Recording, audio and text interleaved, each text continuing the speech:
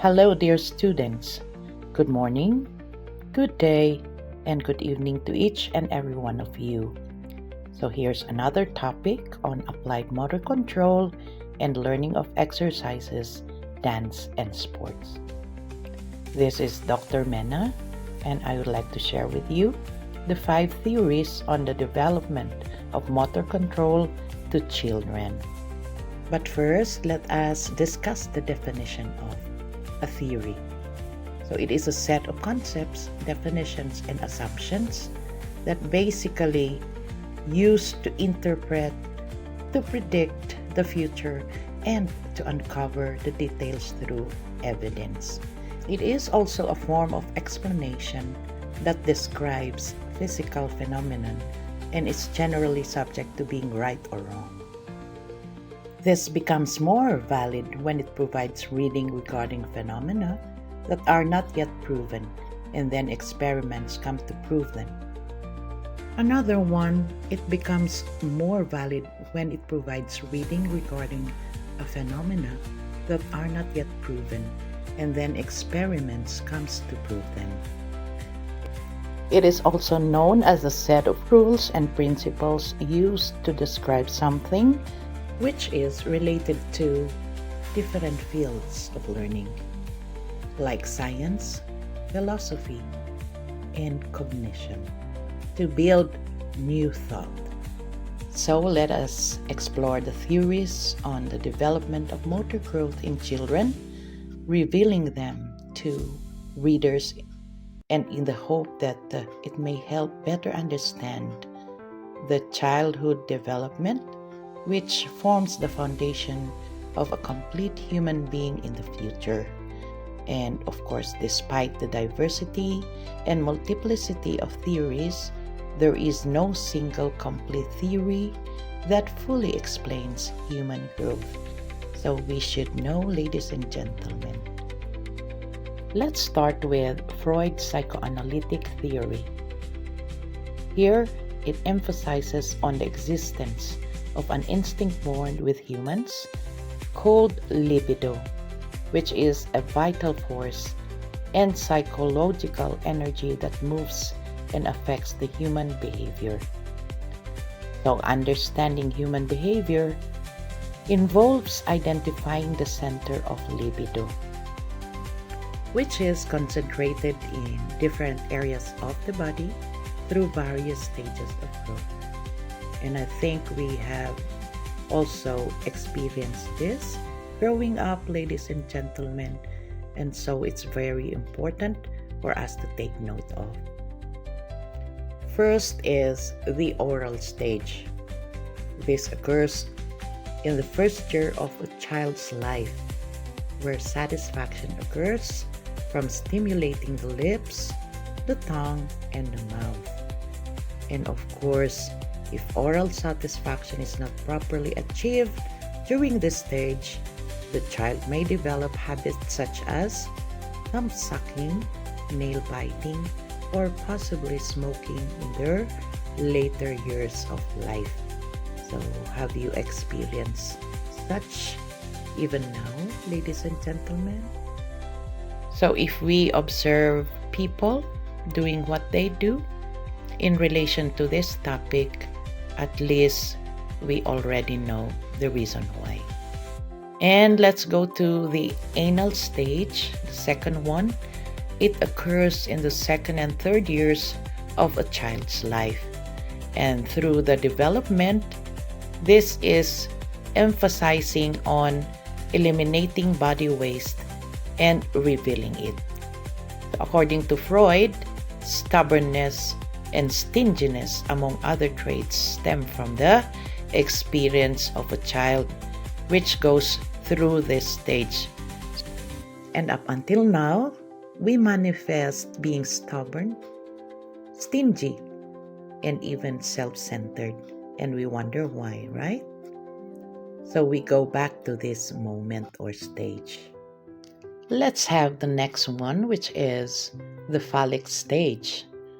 From 3 to 6 years, it is characterized by 2 complexes, namely the Oedipus in boys and Electra in ladies. So for the boys, it is where they are attached to the mother and sees the father as a strong competitor. And to resolve this conflicts, the boy must adopt the principles of the father. Likewise with the girl, in adopting the values and ideals respected by the mother. Hence, they develop their super egos. We move on to the latency stage. This is from 6 years until puberty, and it is characterized by calm energy, shifting the child's interest from self to others, and by forming relationships and friendships. So they begin to win away from their parents, from their mother, and their father. So they begin to socialize and see everyone as their friends. The genital stage or the adolescence. So earlier I said that they start to move away from their parents, but here in this stage, adolescence works on freeing themselves from their parents. So for boys, they involve breaking away from the attachment to the mother, and girl seeks marriage.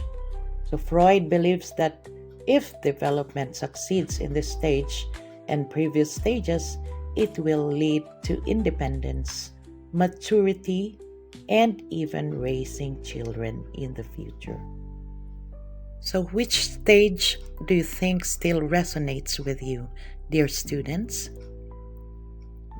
And so we move on to the second theory on Jean Piaget.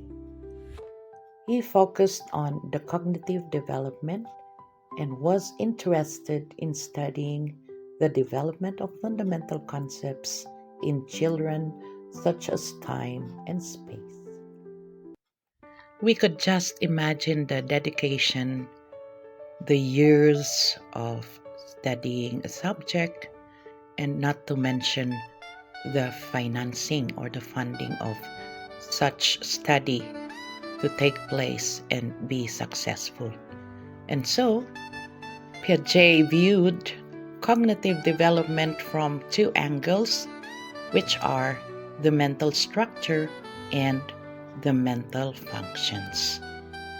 So here we have the sensory motor stage, which is from birth to 2 years and characterized by primitive action like responses to stimuli, which are detectable changes, events, or objects in the environment.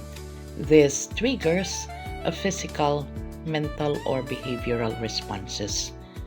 We also have discovering new ways to solve problems and beginnings of imagination, speech, and walking.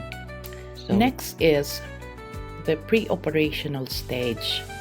This is from 2 years to 7 years old and is characterized by the growth of language and thought in the child, with major cognitive development features like irreversibility, where children cannot mentally reverse a sequence of events or understand that actions can be undone. That's where the mindset, it is what it is, comes from. What's done is done. Next is the concrete operational stage. This is from 7 to 11 years and is characterized by classifying tangible objects from the larger to smaller, the longer to shorter, and of course understanding time such as yesterday, today, and the month, with the growth of the ability to distribute attention and the capacity for reversible thinking. For example, addition and subtraction, division and multiplication. They also realize that there are still other ways. Another is the formal operational stage or the adolescence. It is characterized by the ability to think abstractly about concepts like justice and goodness, solving problems, along with the growth of imagination, the use of symbols, and understanding of writing and examples. So it was stated earlier that the theories are integrated in a way for it to be successful. Now we have the third theory by Robert Sears. Robert Sears believed that the child's behavior is learned and that parents are responsible for regulating and teaching it. That's true, because learning starts from home. They help the child transition from dependence to independence, provides guides for parents on the early detection of autism, for conventional therapies, and other approaches. Finally, we have to be very careful on what we show to a child because they tend to imitate. The fourth theory is on Gerald Edelman's on the dynamic system. So he posited that the development occurs between the neural networks in the brain, and the genetic process of the neural development is based on the experiences that selectively evolve and simultaneously reinforce the child's neural pathways. In addition, it focuses on how complex behaviors and patterns emerge over time through the self-organization of multiple interacting components. In here, children interact with visual and motor information, mapping the information in the brain and then reinforcing the neural pathways for reuse whenever the child experiences the same situation. And when learning a new skill, the child uses a similar motor map learned previously and applies it to the new skill. Remember, ladies and gentlemen, that we are learning things and it is really interrelated with each other. So don't be confused. Like this one, for example, we have discussed this earlier, no? So when the skill evolves into new behavior, it helps develop other skills in the future. So what was that again? You try to distinguish the theory in motor learning. Now we have the fifth theory on Giselle. It is on the neuromaturational theory. So Giselle did not clearly define the stages of growth in children, but rather studied development with the child's relationship with others from birth until 10 years old and from 10 to 16 years old. So you have to take note of this maturation.